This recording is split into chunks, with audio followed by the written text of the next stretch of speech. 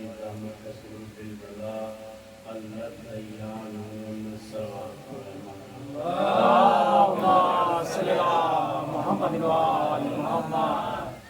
حضرات اعلان قدر محترم سامعین کرام، بزرگان ملت، عزیزان تمام، میں نے مولا کے اس مقدس قول کو آپ کے سامنے پیش کرنے کا شرف حاصل کیا ہے۔ اس میں مولا ارشاد فرماتے ہیں کہ الناس عبید الدنیا، کہ بے شک لوگ دنیا کے غلام ہو چکے ہیں۔ والدین لائق علی السنتہم،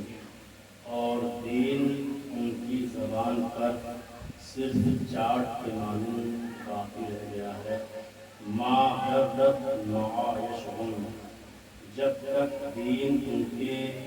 معیشت سے نہ ٹکرائے۔ فَإِذَا مَكَثُوا بِالْبَلَاءِ قَلَّتْ دَيَّانُونَ، اور جہاں بھی یہ ذرا سے کسی بلا، آزمائش اور مصیبت میں گرفتار ہوتے ہیں تو دیندار بہت کم نظر آتے ہیں۔ یعنی دین لوگوں کی زبان پر صرف چاٹ کے مانند باقی رہ گیا ہے۔ جہاں دیکھتے ہیں کہ دین ان کے لیے فائدہ بخش ہے، وہاں پر دین کو اپنی زندگی میں شامل کرتے ہیں، لیکن جہاں دیکھتے ہیں کہ دین ان کے لیے نقصان یا ان کے لیے اس سوچ کے مطابق خطرے کا باعث بن رہا ہے تو قلت ایامون، کو دیندار بہت کم نظر آتے ہیں، بہت کم ملتے ہیں۔ اور دین ایک ایسی چیز ہے کہ جس کا فائدہ اس دنیا میں بھی ہے، اس جہان میں بھی ہے، اور مرنے کے بعد بھی ہے، یعنی عالم آخرت میں ہے۔ حقیقی دین کا فائدہ انسان کی دوسری زندگی میں انسان کو نظر آئے گا، اور حقیقی نقصان بھی انسان کو جو بے دین ہے ان کو بھی حقیقی نقصان اس دنیا کے بعد ان کو معلوم ہوگا۔ اس دنیا میں انسان کو اللہ نے اختیار دیا ہے، جیسی چاہے انسان زندگی بسر کرے، چاہے انسان دیندار بن کر زندگی بسر کرے اور چاہے انسان بے دینی کی زندگی بسر کرے۔ لیکن ابھی جب تک انسان اس دنیا میں ہے ابھی دینداری کے فائدے سے واقف نہیں ہے، لیکن جب انسان اس دنیا سے چلا جائے گا تب اس کو معلوم ہوگا کہ بے دینی کا کتنا بڑا نقصان ہے۔ اب انسان کو اختیار ہے، چاہے تو انسان نماز پڑھے، نہیں پڑھ رہا ہے، دین کو ہلکے میں لے رہا ہے، ابھی اس کو معلوم ہے اس کا نقصان کیا، اس کا خسارہ کیا ہے، یہ انسان کو بعد میں معلوم ہوگا ایک ایک چیز کے بارے میں۔ تو مولا فرماتے ہیں کہ دین صرف زبان پر لوگوں کے چاٹ کے مانند باقی رہ گیا ہے، حقیقی فائدہ ملنے کے بعد ہوگا۔ اور مولا ایسا فرماتے ہیں کہ ہمیشہ اپنی دوستی کا اور محبت کا معیار ایک مومن کو چاہیے کہ وہ دین کو قرار دے۔ یعنی اگر کسی سے انسان محبت کر رہا ہے، اگر کسی سے انسان دوستی کر رہا ہے تو معیار انسان دین کو قرار دے۔ ایک مرتبہ پیغمبر اسلام بیٹھے ہوئے تھے، بس آپ کے درمیان ایک سلوات پڑھیں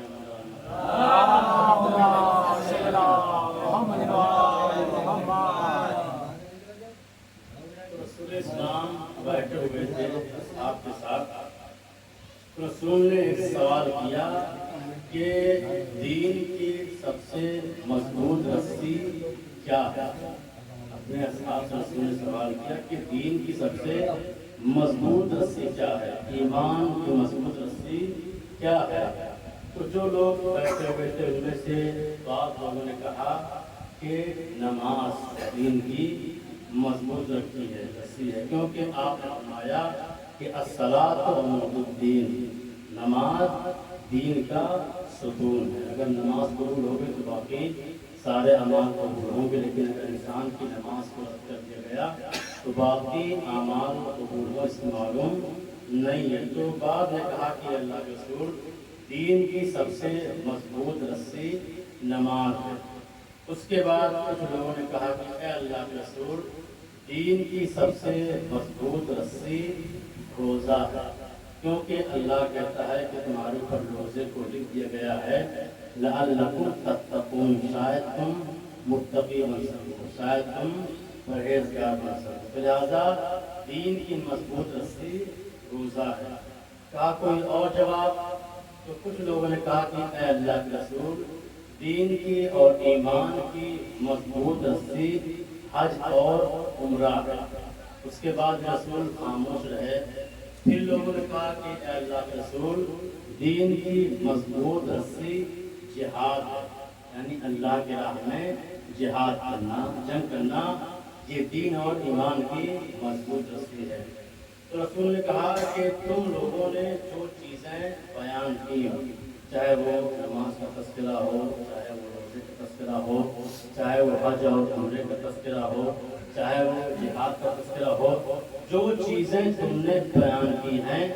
ان میں ہر ایک کی فضیلت ہے اپنے مقام پر، لیکن یہ چیزیں دین کی مضبوط رسی نہیں ہیں۔ تو لوگوں نے پوچھا کہ اے اللہ کے رسول، دین کی مضبوط رسی کیا ہے؟ تو رسول نے ارشاد فرمایا کہ دین کی مضبوط رسی یہ ہے کہ انسان اگر کسی سے محبت کرے تو دین معیار ہو، اور اگر انسان کسی سے دوستی کرے تو دین محور اور مرکز اور معیار ہو۔ یعنی دین کی بنیاد پر انسان محبت بھی کرے اور دین کی بنیاد پر انسان دوستی کرے، یہ دین کی مضبوط رسی اور ایمان کی مضبوط رسی ہے۔ صلوات پڑھیں۔ اور اس کے حوالے سے ہمارے پانچویں امام محمد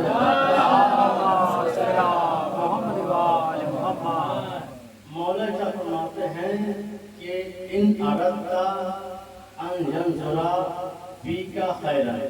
یعنی اگر تم چاہتے ہو کہ تم یہ دیکھو کہ تمہارے اندر خیر پایا جاتا ہے یا خیر نہیں پایا جاتا،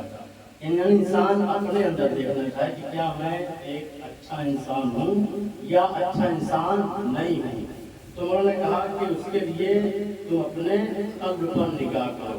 یعنی فَلْيَنْظُرْ إِلَىٰ قَلْبِهِ، اپنے دل پر نگاہ کرو، اپنے قلب پر نگاہ کرو۔ إِن تَكُنْ فِيهِ، اگر اس میں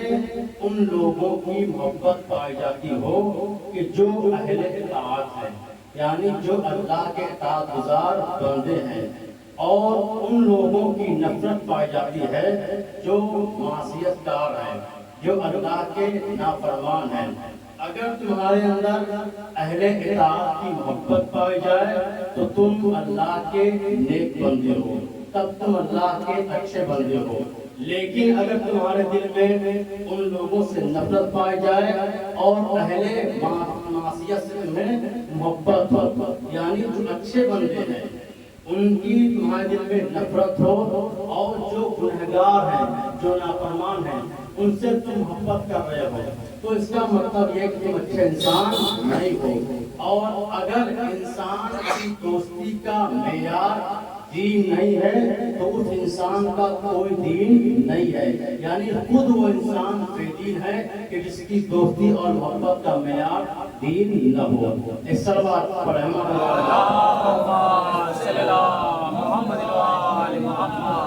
تو لہذا مولا فرماتے ہیں کہ دوستی کا اور محبت کا معیار انسان کو دین کو قرار دینا چاہیے۔ اور اگر کبھی انسان کے اوپر ایسا وقت آ جائے کہ انسان کے پاس دو چیزوں میں سے ایک چیز کا انتخاب کرنا ہے، یا دین کا انتخاب کرنا ہے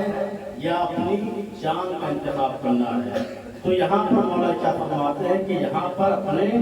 دین کا انتخاب کرو، یعنی دین کے لیے اپنی جان کو قربان کر دو۔ اس کے بعد مولا فرماتے ہیں کہ اگر تمہارے پاس کبھی ایسا وقت آ جائے کہ تمہیں ان دو چیزوں میں سے، یعنی یا تمہیں اپنے مال کو انتخاب کرنا ہے یا اپنی جان کا انتخاب کرنا ہے، تو لہذا یہاں پر مولا فرماتے ہیں کہ یہاں پر تم اپنے جان کو بچاؤ، یعنی اب پیسے کو نہ دیکھو کہ تمہارا پیسہ خرچ ہو جائے گا، سارا مال صرف ہو جائے گا، یہ نہ دیکھو، بلکہ تم اپنی جان کی حفاظت کرو اور اپنی جان کی حفاظت کے لیے اپنے مال کو خرچ کرو، لٹا دو۔ یہاں پر یعنی اپنے جان کی حفاظت کرنی ہے جب جان اور مال کی بات آ جائے۔ لیکن اگر ایسا وقت آ جائے کہ دین کو بچانا ہے یا اپنی جان کو بچانا ہے تو اپنے دین کے اوپر اپنی جان کو قربان کر دو، کیونکہ اگر جس انسان کا دین تباہ ہو گیا تو اس کی آخرت تباہ ہو جائے گی، اور جس کی آخرت تباہ ہو جائے گی اس سے بڑا کوئی خسارہ اور گھاٹا اٹھانے والا نہیں ہے۔ لیکن اگر انسان اس دنیا میں نقصان اٹھاتا ہے، تمام چیزیں لٹ جاتی ہیں، یہاں تک کہ اس کی جان بھی چلی جاتی ہے، لیکن اس کے نتیجے میں جنت اس کے ہاتھ آ جاتی ہے، تو اس سے بڑا کوئی فائدہ نہیں ہے۔ تو لہٰذا اپنے دین کے لیے تو اپنی جان کو قربان کرو اور اپنی جنت کو تم حاصل کرو، اسی میں تمہاری کامیابی ہے۔ ایک صلوات پڑھے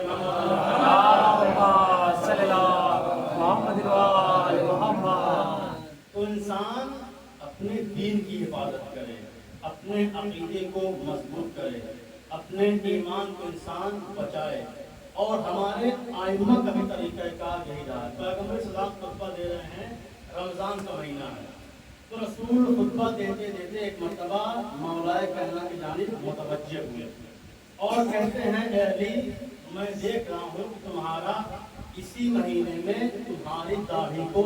تمہارے خون کے ذریعے سے تیزاب کیا جائے گا، یعنی مولا کی شہادت کا خبر دے رسول اسلام۔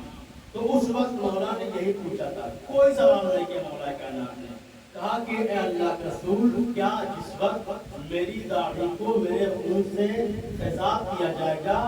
فی سلامت دینی، تو اس وقت میرا دین سلامت رہے گا یا میرا دین سلامت نہیں رہے گا؟ یہ کون پوچھ رہا ہے؟ یہ کل ایمان پوچھ رہا ہے، یعنی یہ مولائے کائنات پوچھ رہے ہیں کہ جس وقت میرے ضربت لگے گی سر پر تو اس وقت میرا دین سالم رہے گا یا سالم نہیں رہے گا؟ تو رسول اسلام کہتے ہاں علی، تمہارا دین اس وقت سالم رہے گا۔ تو مولائے کائنات کہتا مجھے اس کی کوئی فکر نہیں ہے کہ میرے سر پر ضربت لگے اور میں تم کو شہید کر دیا جائے، لیکن اس حالت میں میرا دین سالم رہے گا۔ اس صلوات پڑھے گا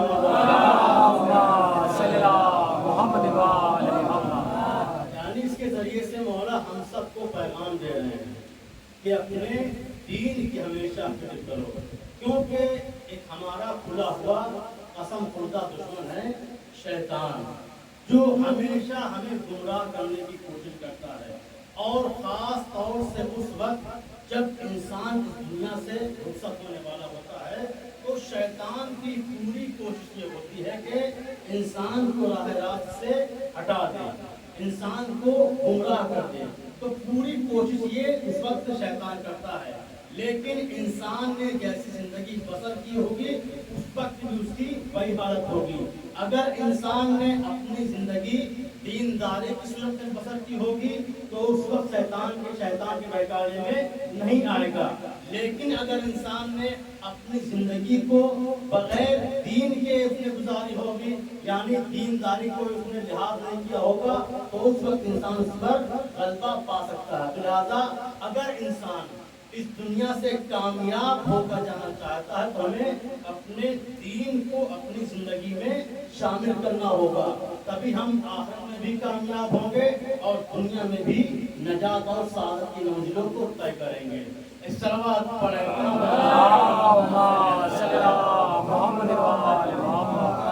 کہ ہمارے آئمہ بھی جب بھی کسی اپنے چاہنے والے کی خبر گیری کرتے تھے، کبھی کسی خبر معلوم کرتے تھے، حال چال لیتے تو اس کے بارے میں یعنی دین کے بارے میں پریشان تھے کہ ہمارے چاہنے والے کا دین سلامت ہے یا دین سلامت نہیں ہے، کہیں ایسا نہ ہو کہ ہم سے وہ دور زندگی بسر کر رہا ہو اور اپنے دین کو اس نے اپنے ہاتھ سے چھوڑ دیا ہو۔ یہ امام چھٹے امام جعفر صادق مولا کے زمانے کا واقعہ ہے کہ دور دراز سے آپ کا ایک چاہنے والا ہمیشہ امام سے ملنے کے لیے آتا، جب بھی وہ خانہ کعبہ آتا تھا تو مولا سے ملاقات کرنے کے لیے وہ ضرور آتا تھا۔ لیکن کچھ دن کے بعد ایک عرصہ ہو گیا کہ وہ امام سے ملاقات کرنے کے لیے نہیں آیا۔ تو امام نے اس کے جاننے والے تھے ان لوگوں سے اس کی حالت کو معلوم کی کہ اس کی اب کیا حال ہے، کس حال میں ہے۔ تو اس کے جاننے والے نے کہا کہ مولا اس وقت وہ بہت بڑا مالدار اور بہت زیادہ پیسے والا ہو چکا ہے۔ تو مولا نے کہا کہ مجھے اس کے پیسے سے کوئی غرض نہیں ہے، مجھے اس کے پیسے سے کوئی مطلب نہیں ہے، تم مجھے یہ بتاؤ کہ اس کا دین سالم ہے یا دین سالم نہیں ہے، وہ ہماری تعلیمات پر عمل کرتا ہے یا عمل نہیں کرتا ہے۔ تو اس نے کہا کہ مولا یقیناً اس کا دین سالم ہے، یعنی وہ آپ کی تعلیمات پر اثر یعنی عمل کرتا ہے، یعنی جو چیزیں آپ نے ان کو بتائی ہیں وہ اسی کے مطابق عمل کرتا ہے۔ تو مولا نے کہا کہ یقیناً وہ حقیقی معنی میں وہ ثروت یعنی مال دولت مند انسان ہے، کیونکہ اس کا دین سلامت ہے، اور جو دین کی دولت سے مالا مال ہو حقیقی مالدار وہی ہوتا ہے۔ صلوات پڑھیں اللہم صلی علی محمد و آل محمد۔ تو مولانا فرمایا کہ الناس عبید الدنیا، لوگ دنیا کے غلام ہو چکے ہیں، والدین لعب علی السنتہم، اور دین ان کی زبان پر چاٹ کے مانند باقی رہ گیا ہے۔ فَإِذَا نُقِصُ بِالْبَلَاءِ قَلَّتْ دَيَّانُهُمْ، اور جب یہ مصیبت میں گرفتار ہوتے ہیں تو دین ان کے ہاتھ سے رخصت ہو جاتا ہے، بہت کم لوگ دیندار بنتے ہیں۔ اور آزمائش سے کبھی انسان کو گھبرانا نہیں چاہیے، کیونکہ یہ دنیا جائے امتحان ہے، اس یہاں پر ہمیں اللہ نے بھیجا ہی ہے امتحان کے لیے، اور اللہ نے کہا ہے کہ ہم تمہیں چند چیزوں کے ذریعے سے آزمائیں گے۔ وَنَبْلُوكُمْ بِشَيْءٍ مِّنَ الْخَوْفِ وَالْجُوعِ وَنَقْصٍ مِّنَ الْأَمْوَالِ، یعنی ثمرات، میں تم کو چند چیزوں کے ذریعے سے آزماؤں گا، خوف کے ذریعے سے تمہیں آزماؤں گا، مال کی کمی کے ذریعے سے تمہیں آزماؤں گا، اور جو تمام امتحان میں کامیاب ہوگا، اب اس کو کیا کہتا ہے اللہ؟ بشر الصابرین، یعنی جو مصیبتوں پر صبر کر لیتا ہے وہ کون ہے؟ وہ صبر کرنے والے ہیں۔ یہ صبر کرنے والے کون ہیں؟ کہ اذا اصابتهم مصیبہ قالوا انا للہ و انا الیہ راجعون، یعنی یہ صبر کرنے والے وہ ہیں کہ جب ان کے اوپر کوئی مصیبت پڑتی ہے تو ان کی زبان سے بے ساختہ نکلتا ہے کہ بے شک ہم اللہ کے لیے ہیں اور ہمیں اللہ کی بارگاہ میں پلٹ کر جانا ہے۔ جو انسان اس عقیدے کے ساتھ، اس ایمان کے ساتھ زندگی بسر کرتا ہے، یقیناً وہ انسان دیندار ہوتا ہے، کیونکہ اس کے ذہن میں یہ ہوتا ہے کہ ہم اللہ کی جانب سے آئے ہیں اور ہمیں اللہ کی بارگاہ میں پلٹ کر جانا ہے۔ تو جو انسان اللہ کے یہاں سے آیا ہے اور اللہ کی بارگاہ میں پلٹ کر جائے گا تو جب وہ زندگی بسر کرے گا تو اپنے پروردگار کے حکم کے مطابق بھی بسر کرے گا، کیونکہ اس کا عقیدہ یہ ہے کہ ہم اسی کی طرف سے آئے ہیں اور اسی کی بارگاہ میں جا کر ہمیں جواب دینا ہے۔ صلوات پڑھیں محمد صلی اللہ علیہ محمد۔ اور امام نے اسی دین کو بچانے کے لیے قیام کیا ہے۔ صبح کی مجلس میں نے کہا تھا کہ امام جب نکل رہے تو اس وقت امام نے کہا تھا کہ میں اس لیے نکل رہا ہوں تاکہ جو خرابیاں پیدا کی جا رہی ہیں، جو فساد برپا کیا جا رہا ہے، میں اس کو ٹھیک کروں، میں اس کی اصلاح کروں، کیونکہ بدعتوں کو رائج کیا جا رہا ہے۔ امام نے خطبہ دیا کہ وَإِنَّ الْبِدْعَةَ أُحْيَتْ، یعنی جو دور جاہلیت کی بدعت تھی ان کو زندہ کیا جا رہا ہے۔ وَإِنَّ السُّنَّةَ قَدْ أُمِيتَتْ، اور سنت نبوی کو مارا جا رہا ہے، اس کو مٹایا جا رہا ہے۔ لہٰذا میں تم سب کو دعوت دیتا ہوں، میں تم سب کو بلاتا ہوں اس کی طرف، ہدایت کی طرف، ادعوکم الی الرشاد، میں تم سب کو ہدایت کی طرف بلاتا ہوں، طرف تمہیں دعوت دیتا ہوں۔ اگر تم میری اطاعت کرو گے، اگر تم میری باتوں کو سنو گے تو تم سب ہدایت یافتہ ہو جاؤ گے، لیکن اگر میری باتوں پر عمل نہ کرو گے تو تم سب کے سب ہلاکت میں پڑ جاؤ گے۔ لہٰذا اگر کسی کو ہدایت چاہیے تو اس کو چاہیے کہ اپنے آپ کو امام حسین سے متصل کرے، اپنے آپ کو کربلا سے متصل کرے، کیونکہ امام کی ذات تو ہے جو ہدایت کا چراغ ہیں اور نجات کی کشتی ہیں۔ صلوات پڑھیں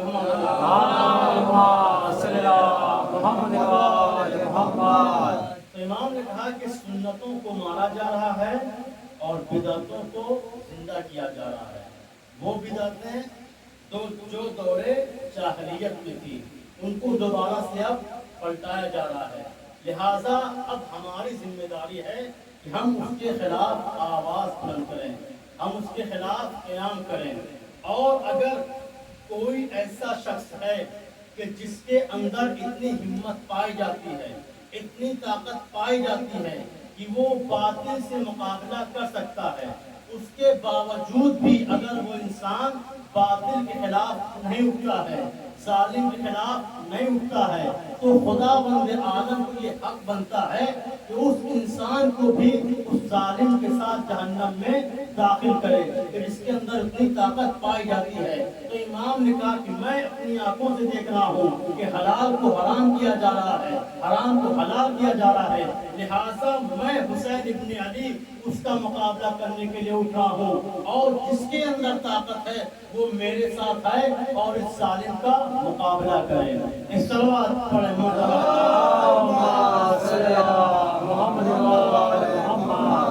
اور امام نے اس سے پہلے بھی خطبے دیے ہیں، یعنی جب اسی تخت خلافت پر نہیں بیٹھا تھا، اس کا باپ زندہ تھا، تب بھی امام نے مینا کے میدان میں خطبہ دیا تھا اور وہاں پر بھی کہا تھا، ایک خط لکھا تھا اس کے باپ کے نام، یزید کے باپ کے نام، جب اس نے خرابیاں پیدا کی تو امام حسین نے خط لکھا کہ اے معاویہ تم جان لو، تم یہ مت سوچو تم جو خرابیاں پیدا کر رہے ہو میں اس سے واقف نہیں ہوں، میں اس سے آگاہ نہیں ہوں، بلکہ میں موقع کی تلاش میں ہوں، جب بھی مجھے موقع ملے گا میں اس کے خلاف آواز بلند کروں گا۔ اور جیسے ہی وہ اس دنیا سے رخصت ہو جاتا ہے اور امام کو موقع مل گیا تو امام نے کہا کہ اب میں اس کے خلاف آواز بلند کروں گا، اب میں اس کے خلاف قیام کروں گا، اور جس کو آنا ہے وہ آ جائے۔ بہت سارے لوگ مدینے میں، بہت سارے لوگ تھے، لیکن نکلے کتنے؟ بہت کم لوگ امام کے ساتھ شریک ہوئے۔ بہت سارے اصحاب کے فرزند بھی موجود تھے، لیکن امام کے ساتھ امام جس کو لے کر آئے یقیناً ان کی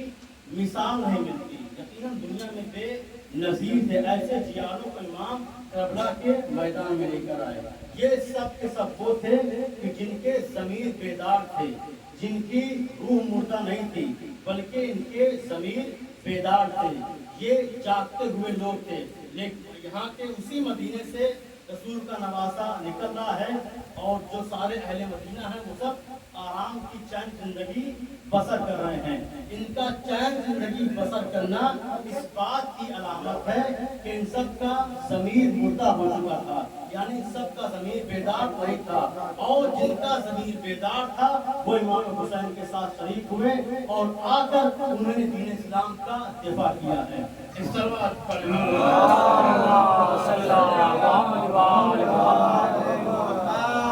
تو امام نے کربلا کے میدان میں دین کی بقا کے لیے،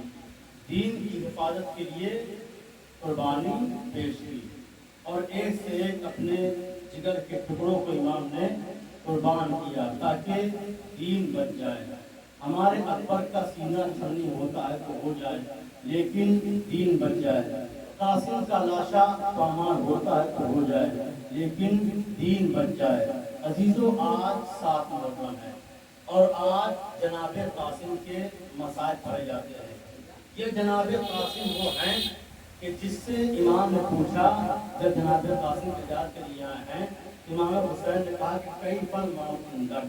اے میرے لال تمہارے نزدیک موت کیسی ہے؟ تو جناب قاسم کہتے ہیں کہ احلا من الاصل، اے چچا جان موت میرے نزدیک شہد سے زیادہ شیریں ہے۔ یہ اہل بیت کے گھرانے کے بچے ہیں کہ جو دین کے لیے اپنی جان کو قربان کرنے کے لیے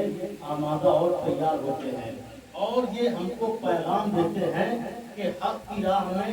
جان دے دینا اور اس کے لیے موت شہد سے زیادہ شیریں ہے۔ کافی سال کرنے کے بعد جب جناب قاسم کو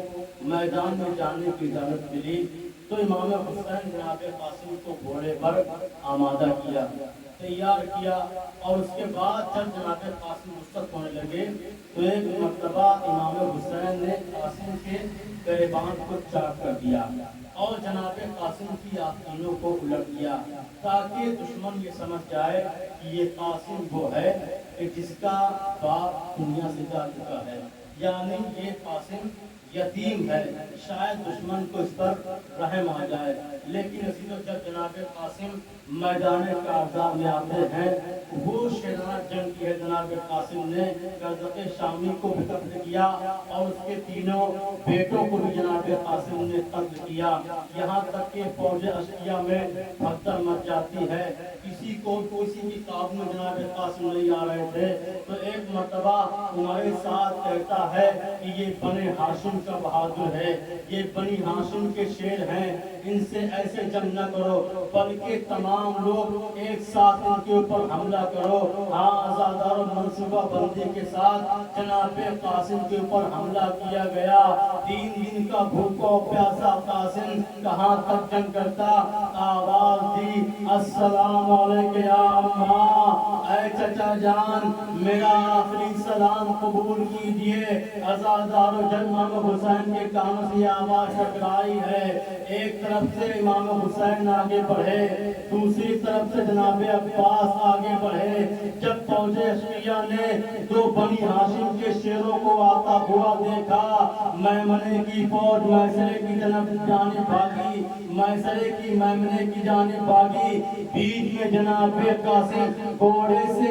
سے پامال ہو رہے تھے۔ عزاداروں، جب کسی گھوڑے کی ٹاپ پڑتی تھی جناب قاسم کے سینے پر، پکار کر کہتے تھے چچا جان ارے میری مدد کو آئیے۔ عزاداروں، اسی اثنا میں کسی گھوڑے کی ٹاپ جناب قاسم کے چہرے پر پڑی، جناب قاسم کی آواز آنا بند ہو گئی۔ عزاداروں، اسی طریقے سے امام حسین جناب قاسم کے لاشے پر پہنچے ہیں، لیکن جب لاشے پر پہنچے ہیں تو قاسم نہ رہے بلکہ تقسیم ہو چکے تھے۔